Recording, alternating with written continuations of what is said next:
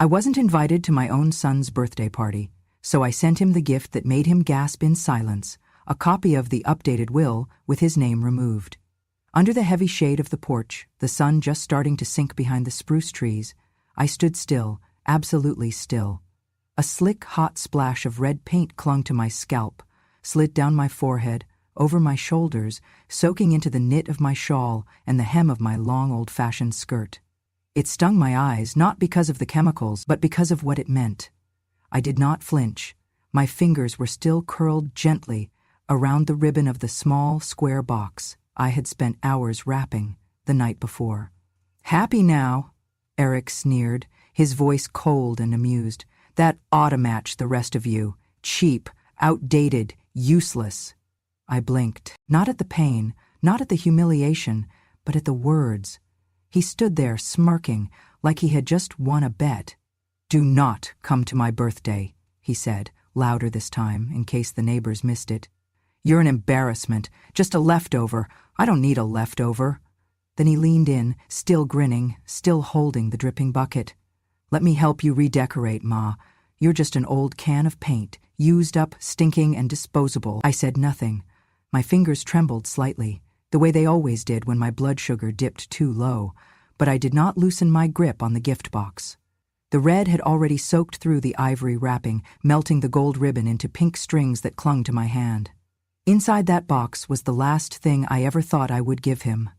Our family photo album, all 38 years of memories I had stitched together, with every breath, every meal, every unpaid bill I covered for him.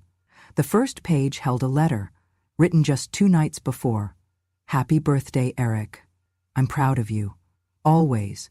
Now the ink was bleeding into the cardboard like tears. Just 3 days earlier, I had taken out all the legal documents, the deed to the house, the land my late husband and I bought in Sitka back in 1972, the savings account that I never touched, even when I had to pawn my wedding ring. I had called Eric over, made him tea, laid everything out in front of him. I had said, with a smile that still hurt to remember, "After your birthday, son, everything will be yours. The house, the land, the saving. It's my way of saying thank you for the years you've carried this family." I thought I saw something flicker behind his eyes when I said that. I thought it might have been love. Now I knew it was calculation. Merlin, my daughter-in-law, stood at the door with her phone raised, laughing behind the lens like it was all a prank. "Oh, wow," she said. "This is perfect. Abstract expressionism right before dinner. You're a whole performance piece, aren't you, Ava?"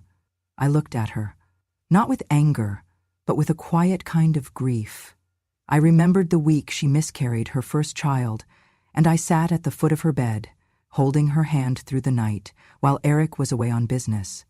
I remembered the soup I made her, the words I whispered to help her fall asleep, and now she was filming me like I was the joke at the center of her evening plans. I turned without a word, not a whimper, not a tear, only the steady sound of my wet shoes pressing against the tile as I walked toward the gate, leaving a trail of red footprints behind me like petals crushed under heel. I did not look back. I did not have to, because I already knew that if I turned around, what I would see would break me. Entirely. I got into my old station wagon, still smelling faintly of vanilla from the air freshener I hung in 1998, and drove home slowly, the box still on my lap, soaked and sagging like a ruined promise. When I got home, I did not undress. I did not wash. I went straight to the kitchen sink and turned on the tap. I unwrapped the box as gently as I could, but the paper tore in pieces, melting at the edges. The photos inside were slick with paint, the ink already running. One of them slipped out and fell into the basin. It was the photo of Eric at 4 years old, riding on his father's shoulders at the state fair, holding a cotton candy bigger than his face. His smile was as wide as the sky. His hands clutched tight around his daddy's ears. My husband was looking up at him, full of joy. I remembered taking that photo. I remembered the way the breeze carried Eric's laughter across the field. Now, the red stain crawled across the image like blood. I picked it up, stared at it. It would never come clean. I placed the photo back in the box, carried it carefully into the living room, and sat down in the worn rocking chair my husband built for me before Eric was even born. I reached under the cushion and pulled out the small tin box where I kept my will. I opened it. I stared at the line. I, Eva Hoffman, leave the entirety of my estate, including real property and financial assets, to my son, Eric A. Hoffman. My hand hovered over the line for a moment. Then I picked up the pen. But I did not write. I tore the page, once, twice, 3 times, until the name that once filled me with pride was nothing but shredded paper in my lap. And I breathed, not from anger, but from relief, because for the first time in my life I realized something. I had given everything to a child who no longer remembered where he came from. But I still remembered who I was, and that would be enough. When I was a girl, I used to sketch my world on the back of grocery receipts and paper bags.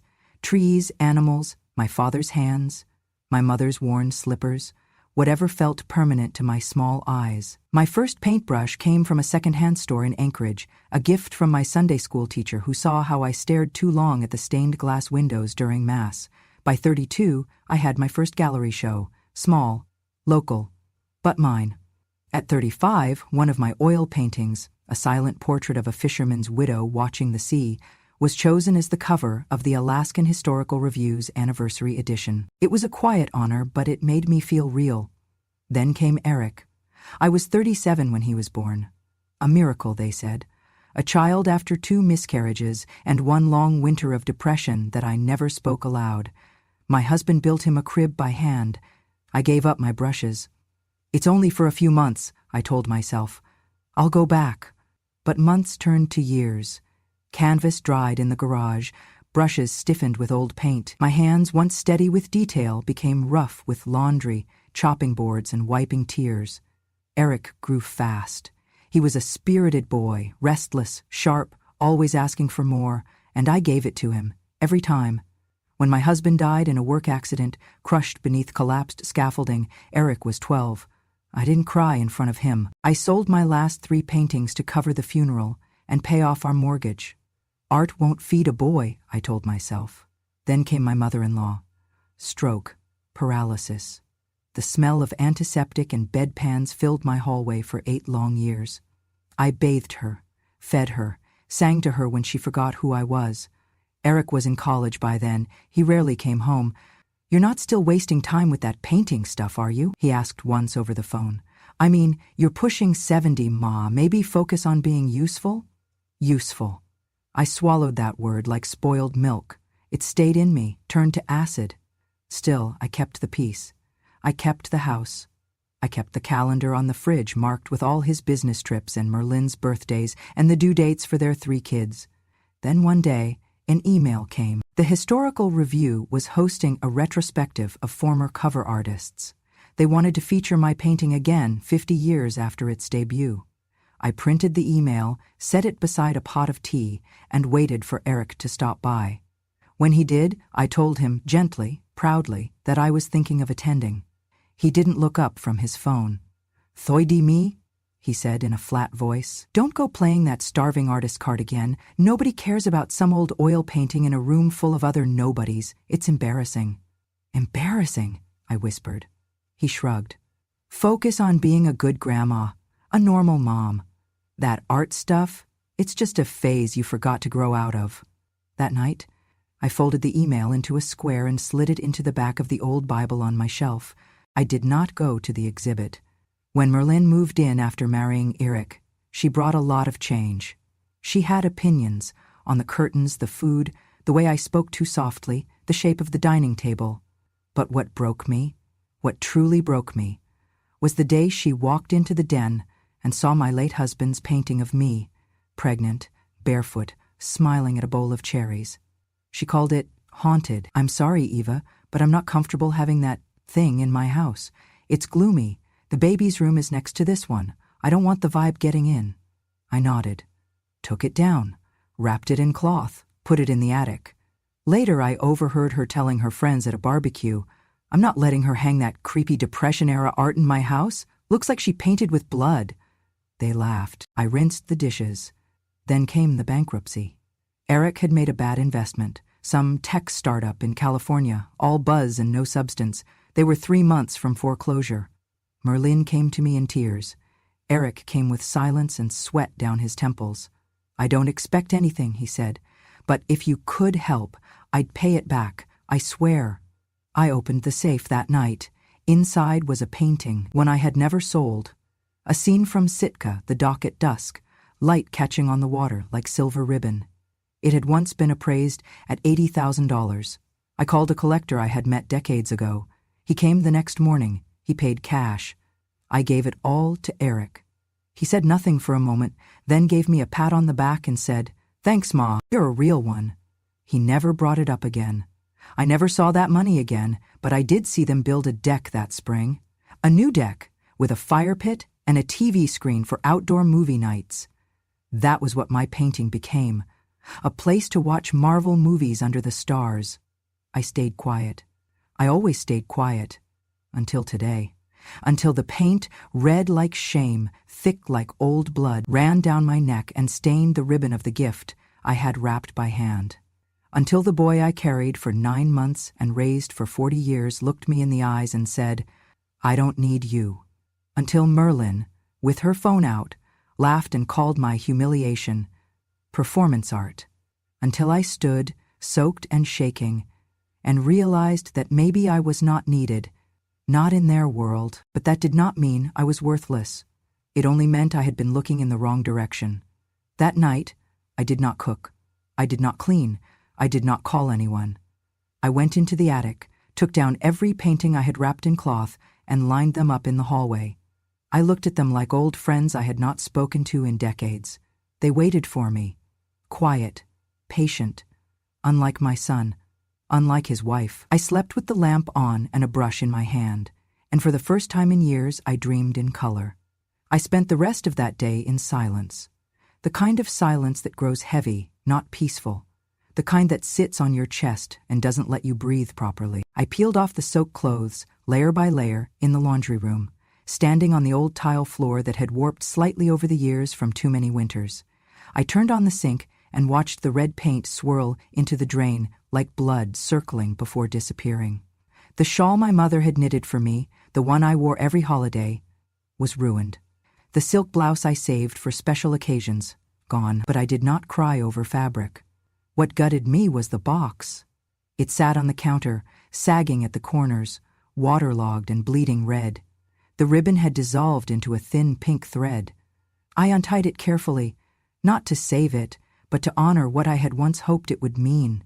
Inside, the photos clung to each other like wet leaves. The ink had run. Smiles blurred. Childhoods melted together into ghostly outlines. The note on top, the one I had written with shaking hands and hopeful heart, was now unreadable. I laid everything out on a towel. I tried, uselessly, to separate each photo without tearing them further. I whispered apologies to them, these memories that didn't ask to be ruined. I sat there for hours. No one called, no messages came through. I checked my phone more than once, though I told myself I would not. I had been removed from the family group chat. The little circle that had once held photos of grandkids and Sunday brunches was now locked behind a silent wall. A wall I had built, unintentionally, by loving too long and forgiving too quickly. At 9:37 p.m., I turned off the sink and walked to the living room. I made myself a cup of weak tea. The house felt too large, every creak in the floorboard a reminder of how full it used to be. I passed by the hallway mirror and caught a glimpse of myself, hair still stained faintly pink at the roots, skin tired, shoulders slightly hunched. My reflection looked like a stranger I had once known well, but now barely recognized. I held the tea in both hands and sat by the window. Outside, snow had started to fall, gentle and unbothered, as if the world hadn't just shifted under my feet. That was when I opened the drawer beneath the lamp. The soft creak of the wood made me wince. I reached in and pulled out the small tin box, silver, dented at the corners, but still sealed tight. Inside it was my will. It was not fancy, just a few notarized pages, printed and signed. I had updated it last spring when Eric had taken me to lunch and said, so casually, "I just want to make sure things are in order for you, Ma.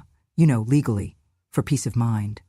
Back then, I took it as concern, a grown son being responsible. I did not realize it was paperwork with a price.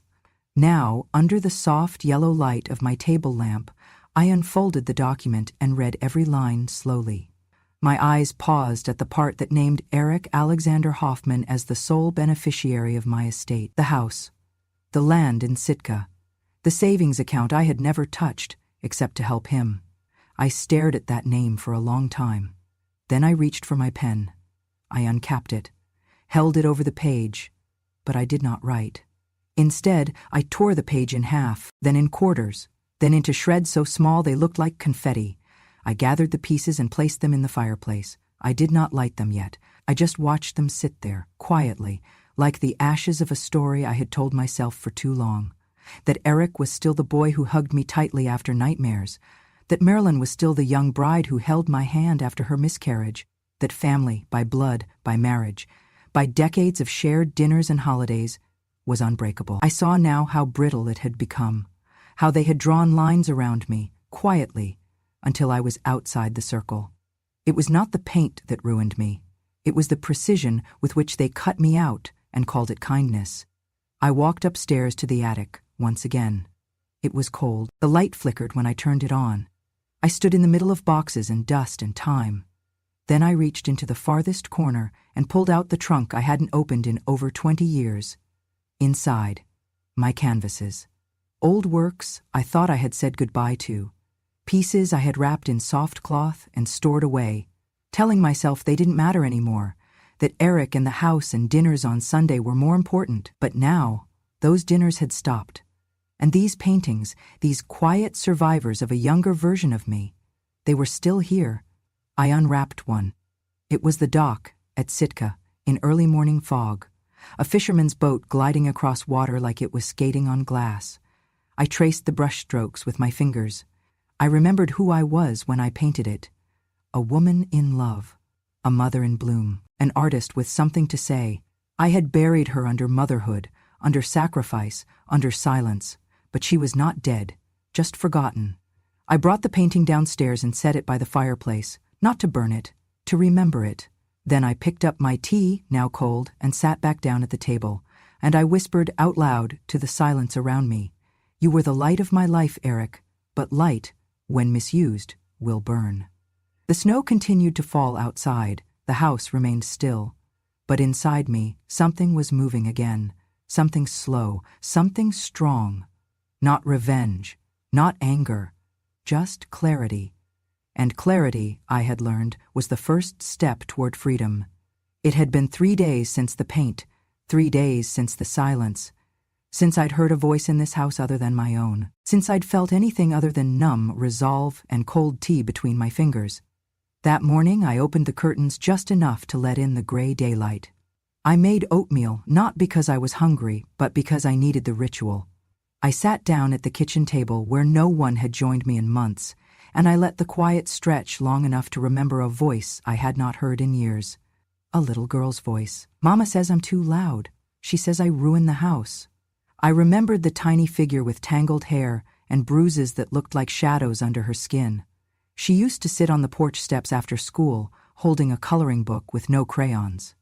Macy, the neighbor's child, daughter of a man who drank like it was his job, and a mother who disappeared more than she stayed. I began watching her after school when she was 7, quietly at first, a sandwich here, a bandage there, then more. Eventually, she started calling me Granny Eva, though I never asked her to. She learned to bake cornbread in my kitchen. She learned the names of colors in my old paint box. She learned how to braid hair, how to read labels at the pharmacy, how to pray without feeling foolish, and most of all, she learned what it felt like to be safe. I hadn't spoken to Macy in nearly 10 years. She had moved away after college. The last I heard, she had a job in Juneau and a little boy named Caleb. But that morning, something in my bones told me to find her. It took only 15 minutes to locate her on Facebook. I sent her a message, short, unsure. "Hi, Macy. It's Granny Eva. If you're free, I'd love to hear your voice again." She called within the hour. The moment I heard her say Granny, the tears came, swift and soundless. She did not ask why I was reaching out. She just said, "I've missed you every day." We talked for nearly an hour. Then she said something that made the world tilt slightly back into place. "If it weren't for you, Granny, I don't think I'd still be here. You were the first person who made me feel like I mattered, who said I was worthy of love. You showed me what a real home felt like, even when you didn't have much yourself." I didn't speak right away. My hand trembled against the receiver. She continued, "You don't have to be alone. Not anymore. You can come stay with us. Me, James, and Caleb, we've got a guest room, a big yard, and we'd be so lucky to have you. Please, don't spend another winter in that house by yourself." I laughed softly, a sound I hadn't heard in my own throat for a long time. "Are you sure?" I asked. Macy didn't hesitate. "Granny, you saved me. Let me return the favor." When the call ended, I stood in the middle of the living room, surrounded by paintings and empty walls and memories that no longer felt like comfort, and I knew what I had to do. That night, I sat down at the table and pulled out a fresh set of papers. No more shreds, no more hesitation. I rewrote my will. Not naming Macy, not naming anyone. Instead, I created something different. I drafted a transfer of property to the Women of the North Foundation, a nonprofit I'd quietly donated to for years. They ran group homes for elderly women who'd been abandoned, neglected, or simply outlived their usefulness in the eyes of their families. They were women like me. The home I had scrubbed and loved and starved to keep when Eric was little would now be theirs. I called a real estate attorney the next morning. I told him I wanted the house sold at a symbolic $1. "Just enough to make it legal," I said. He did not ask questions. He only asked when. I told him before my son's birthday, because some gifts are better given to strangers who understand their worth. Later that afternoon, I went to the attic again. This time, I searched for a specific painting. It took a while, buried beneath years of dust and old clothes. When I found it, I sat cross-legged on the floor and just stared. It was a portrait of Eric at 6 years old, painted by his father, the last canvas he ever finished before the accident. Eric was sitting in a sandbox, legs crossed, cheeks puffed with laughter, eyes closed mid-laugh. My husband had captured the light so perfectly, it looked like Eric was glowing from the inside. I had kept that painting hidden for decades. Eric never knew it existed. I had meant to give it to him when he had his first child, but by then he had already stopped seeing me as anything but a burden. Now, I decided the world deserved to see that boy. Not the man he became, but the child he once was. I reached out to the Alaska Artist Collective and offered the painting for public auction. The proceeds would go to the same foundation receiving my house. I included a letter to be read at the auction. "This painting is not just a portrait. It is a reminder that even those who grow bitter were once capable of joy. Let this piece fund shelter for those whose children have forgotten their faces." I signed it simply, Eva Hoffman, Mother, Artist, Survivor. When I folded the letter and sealed it with wax, I felt a weight lift from my shoulders, the kind that no apology could ever lift, the kind only self-respect can dissolve. Later that evening, I packed my suitcase, 2 sets of clothes, my sketchbooks, and the photo of Macy at her college graduation, the one she mailed me years ago with the caption, "You were the reason I made it." That night, I slept beside the fireplace for the first time in years, surrounded by my paintings, warmed not by wood, but by purpose. Blood makes you related, but kindness makes you family. The invitation never came. Not in the mail, not as a call, not even as a text. I knew the date, of course, how could I forget? Eric had made sure the entire town knew. The front of the event center boasted a gold banner.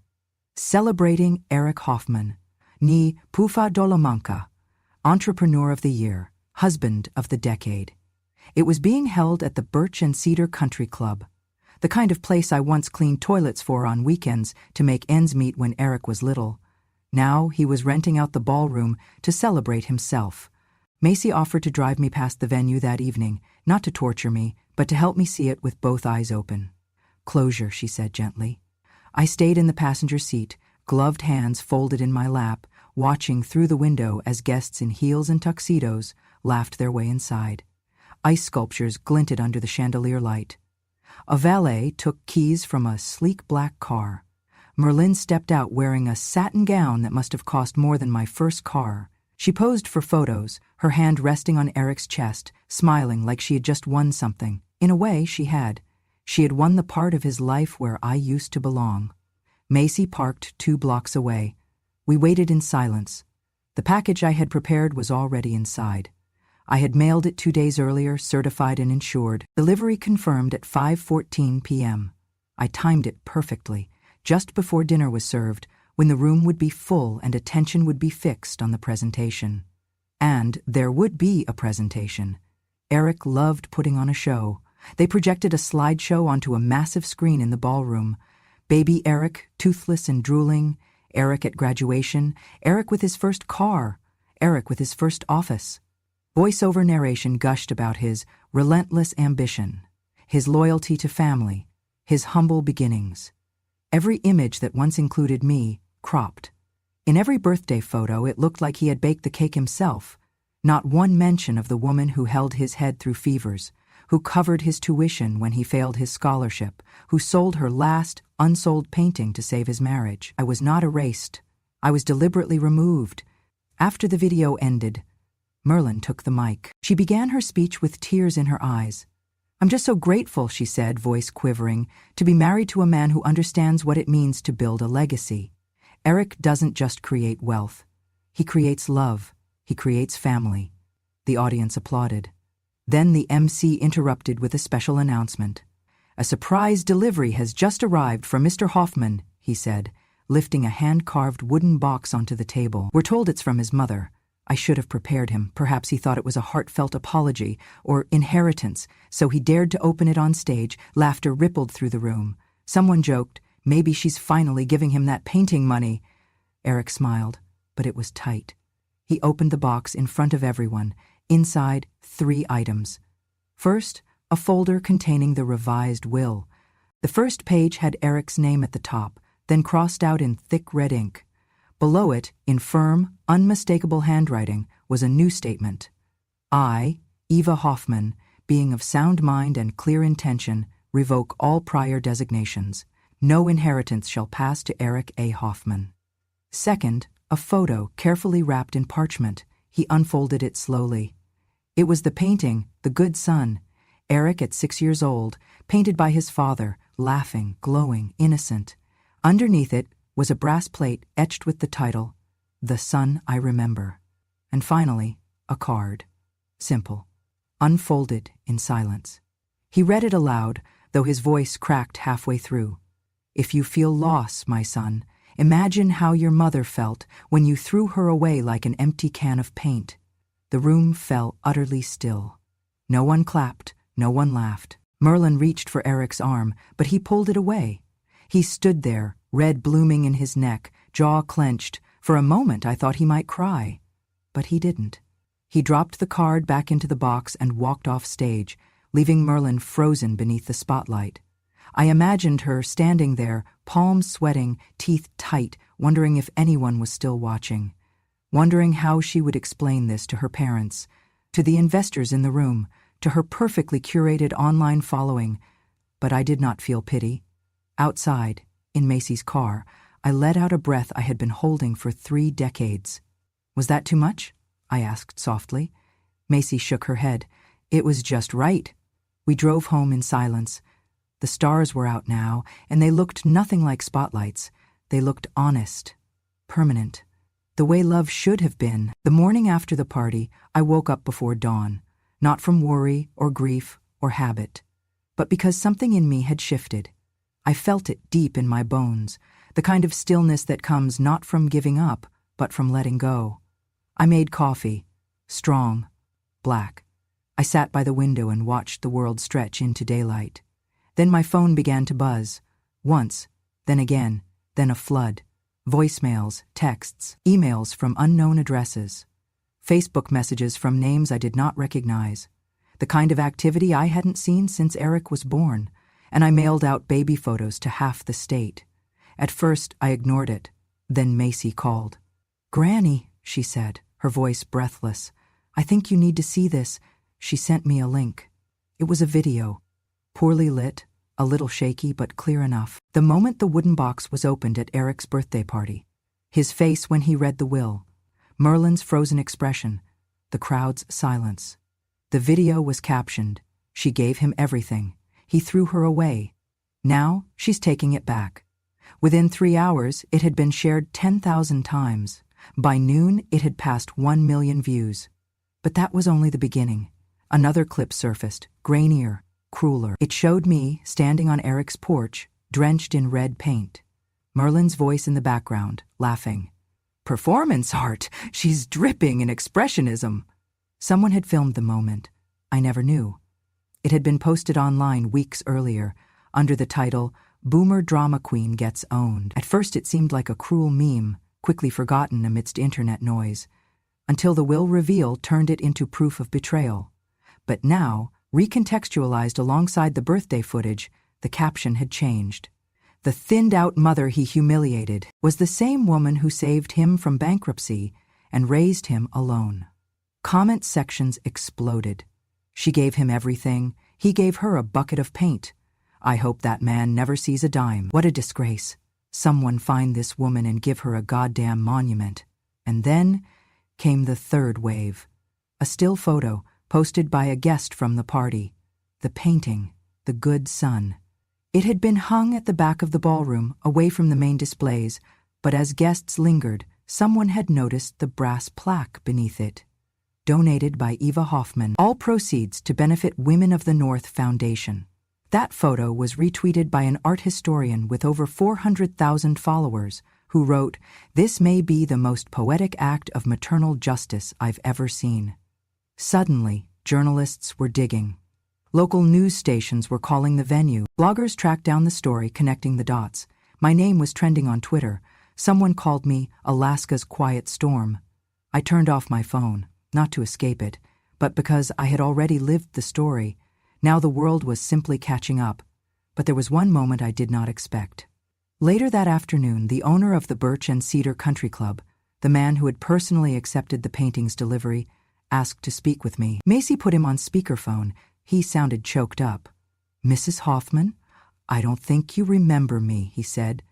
But I did. His voice rang a bell. "Charlie?" I asked. "Charlie Benson? From Elm Street?" He sniffed. "I used to mow your lawn. You gave me your husband's old coat one winter when I didn't have one. You used to leave sandwiches on the porch and tell me I could take 2 if I needed." I swallowed hard. "I remember," I said. He went quiet, then continued. "I was raised in foster care. After my mom passed, the Women of the North Foundation gave me a room. They helped me finish high school, sent me to culinary school. I wouldn't have a business without them."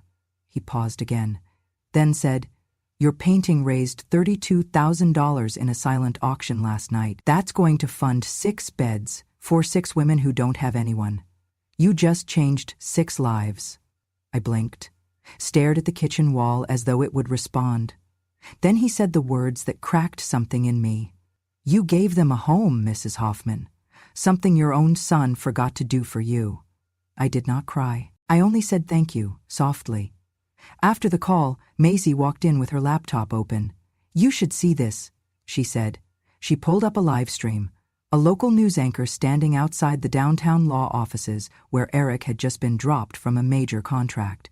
The headline below read, "Investor pulls out after viral will scandal. Hoffman firm faces backlash." The anchor reported that a venture capitalist group had rescinded a $2,100,000 0-cents investment, citing ethical concerns and reputational risk. The reporter used words like unprofessional conduct, domestic disgrace, and personal instability. But the one that stuck with me was what they called him at the end. Alaska's worst son. The phrase took root online like wildfire. Memes appeared, side-by-side images of Eric in a tuxedo and Eric as a crying child in the painting. Captions like, "From golden boy to red flag, Mom painted him better than he turned out." Even Merlin wasn't spared. Within days, her employer, an upscale interior design firm, issued a statement. "Due to public concern surrounding recent viral footage involving our associate and the unacceptable treatment of a family elder, Merlin Hoffman is no longer employed by our firm." She tried to defend herself online, claimed it was a misunderstanding. But screenshots don't lie. nor do captions of laughter beside a humiliated woman dripping in paint. Their downfall wasn't loud, it was steady, relentless. The kind of public reckoning that no PR firm could spin.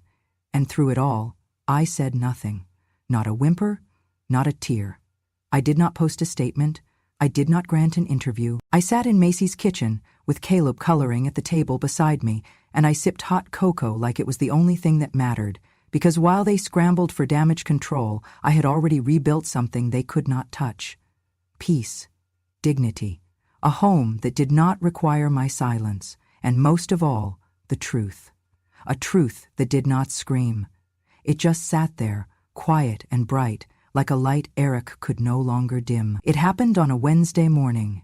The kind of morning where the sky hangs low with clouds that don't threaten rain, just quiet judgment. I was sipping tea in Macy's sunroom, watching Caleb play in the yard, when the pounding started. 3 sharp, frantic knocks, then fists, then shouting. I froze. Macy was already at the door, her shoulders square, her eyes hard. When she opened it, Eric stood there. Not the Eric I remembered, the laughing child, the proud teenager, even the tired young man who once brought me daffodils on Mother's Day. This was a man unraveling. His hair was messy, his shirt wrinkled. Behind him, Merlin stood clutching her purse like it was a life preserver, her face blotchy from either rage or tears, or both. "You have no right," Eric snapped. "None of this was yours to ruin." Macy didn't flinch. She stepped outside, pulling the door half shut behind her. "Granny's resting," she said, calm and slow. "You don't get to be here." "You think you're family now?" Merlin barked. "We're her blood. That counts for something." Macy blinked once, twice. Then she leaned in, just enough for her voice to cut through the cold air. "She is my family, and you're just a stain on the last page of her story." Eric's face turned red. "You think you can erase us? This circus online, it'll die down. People forget." Macy raised an eyebrow. "Really? Because last I checked, every job lead you've had since the party won't even return your emails. And your wife, oh wait, ex-wife now, has a lawsuit pending from her last employer for misrepresentation of character." Merlin's lips parted, but no sound came out. "You humiliated her," Macy said, voice steel now. "You used her. You made her believe that silence was grace, but it wasn't. It was survival.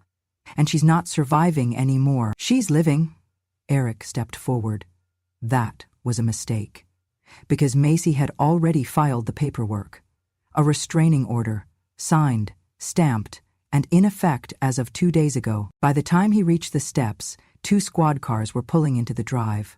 Macy had already filed a protective order 2 days earlier, after he'd been harassing Granny with calls and emails. Cops stepped out, calm but firm. "Sir, step back. You're in violation of a protective order." Eric turned, sputtering. "I just want to talk to my mother." "You forfeited that right," Macy said. Then she stepped aside. The officers approached, asked for ID. Merlin started to cry. Eric argued, something about misunderstandings, media manipulation, entitlement. But the law had no interest in his theatrics. In minutes, Eric was in handcuffs. Merlin, too. They didn't scream. Not this time. The cameras did it for them. Local news vans had followed the story since the painting went viral. One happened to be nearby, filming a community spotlight, when the scanner picked up a disturbance at Macy's address. By sunset, the footage aired statewide. Eric Hoffman, former Businessman of the Year, arrested for violating a court order and harassing an elderly woman. Merlin, too. They both looked small, not like villains, just like cowards finally caught in daylight. That evening, Macy sat down with a reporter on the porch swing. I watched from the window, wrapped in a shawl that didn't smell like paint or dust or silence anymore, but lavender. The reporter asked her, gently, "What do you want people to know about your decision to take Miss Hoffman in?" Macy didn't blink. "She didn't choose us by blood," she said. "She chose us with her heart." She paused, looked at the camera, "And I chose her back." The headline ran that night, "Justice in Silence, the grandmother who chose peace over blood." I didn't speak much that day. I didn't need to. The world for once was speaking for me. Eric and Merlin would face court, charges for elder harassment, violating a restraining order, public disturbance. Nothing sensational. Nothing that would ruin their lives, but enough to make sure they didn't ruin mine anymore. Enough to ensure silence would never again be mistaken for submission. And as for me, I watched Caleb build a little tower of sticks in the yard. He turned to me, held up one of the twigs, and asked, "Granny, can you make this into a dragon?" I smiled, not because of revenge, but because I could, and because no one could take that away from me again. The new house smells like cinnamon, not because we bake every day, though Macy does keep apple bread on the counter like it's a law, but because Caleb spilled a whole jar of scented sugar on the radiator last week. The scent stuck. No one's complaining. The neighborhood is quiet, just far enough from Sitka to hear birds instead of traffic, waves instead of sirens. There's a maple tree outside my window that turns the whole yard gold in October. Caleb calls it the fire tree. I have my own room, my own chair, a drawer full of sketch pads, but more than that, space. Not the kind you measure in square footage, but in breath, in permission. I am not a guest here. I am not tolerated here. I am home. Most mornings, I wake before the others. I sit on the porch with tea and a pencil and sketch the morning light. Sometimes I draw the mountains. Sometimes the chickens. Sometimes just the way Macy's curtains flutter in the breeze. Once a week, I teach a free art class at the community center. It started small, just a few kids, mostly quiet, mostly shy. Now it's a full class. Children in wheelchairs, children with autism, children who do not speak but draw entire worlds with color. We paint in silence, mostly. They don't need me to explain brush techniques or shading rules. They need me to be steady, present. I teach them what my grandmother once taught me, that a line does not have to be perfect to be powerful. At the end of every session, we sign our names. They sign theirs with glitter pens and crayon dust. I sign mine with paint. From the brush of someone they once called a discarded can of paint. Sometimes the children laugh at it. One girl asked, "Who would say something so mean?" I told her, "Someone who forgot what a masterpiece looks like before it's finished." She nodded and kept painting. One of the paintings, a forest of blue trees under a pink moon, now hangs at the Maison of Mothers. Yes, that's what they renamed the house. Maison of Mothers. It opened last month. I visited on opening day. They kept the porch swing, repainted the front door mint green, turned the living room into a shared kitchen. Each bedroom now has a name instead of a number. The Ava room, the Agnes room, the Nora room. Women live there now. Women who were left behind after lifetimes of giving. Some walk with canes, some carry oxygen tanks, but they all walk taller than they did before. I stood in the hallway and looked at the photo wall, smiling faces, arms linked, aprons dusted in flour. No plaques, no shrines, just women, free. I left a small canvas on the dining table that day. It was simple, a single red brushstroke across a white background. And underneath in quiet black letters, what they tried to stain became my signature. When I returned to Macy's that evening, Caleb ran out to hug me like I'd been gone a decade. "You're back," he shouted. "I always come back," I told him. And I meant it. Because I am no longer chasing anyone. Not Eric, not Merlin, not the versions of them I once hoped might return. They tried, of course. After the arrest, after the headlines faded, they sent letters, called from burner numbers, even sent a bouquet. White lilies, ironically. But I sent everything back. No return address. Just a note that read, "Your silence was louder than any apology." Sometimes at night, I think about the boy Eric once was. The way he used to sleep with his hand curled around mine. The way he used to ask if monsters were real. I want to tell him now, yes, they are. But the scariest ones live in entitlement, in the belief that mothers are required to suffer in silence, forever. I used to think I lost my son, but I know better now. I never had him, not really. What I had was a version of him, a hope, a dream, a sculpted idea of love that never truly took root, and that is okay. Because I am not empty, I am not erased, I am not a discarded can of paint. I am every color I ever gave away, now returned to me. This is not revenge. This is restoration. And as I sit in the backyard, watching Macy and Caleb paint signs for the fall festival, I feel the brush of wind against my cheek, like a whisper. You are still here, and that is enough. They called me a leftover, said I was just a can of paint, used up, unwanted. But let me tell you something. I've still got enough color left to change lives. So if you've ever been thrown away, ignored, humiliated by the very people you once gave everything to, I want you to know you're not alone, and you're not done. This world forgot how much power lives in the quiet woman in the corner. The one who remembers everything, the one who doesn't shout but outlasts them all. If this story stirred something in you, if you know someone who needs to hear it, share it. And if you're ready for more stories that speak the truth out loud, finally, subscribe to Grandma True Stories. Because revenge has no expiration date, and when a grandma speaks, the world listens.